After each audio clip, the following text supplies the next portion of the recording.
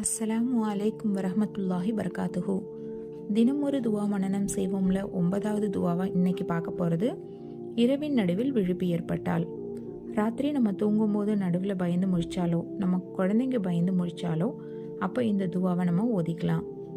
லா இலாஹ இல்லல்லாஹு வஹதஹு லா ஷரீக லஹு லஹுல் முல்கு வலஹுல் ஹம்து வஹுவ அலா குல்லி ஷையின் கதீர்.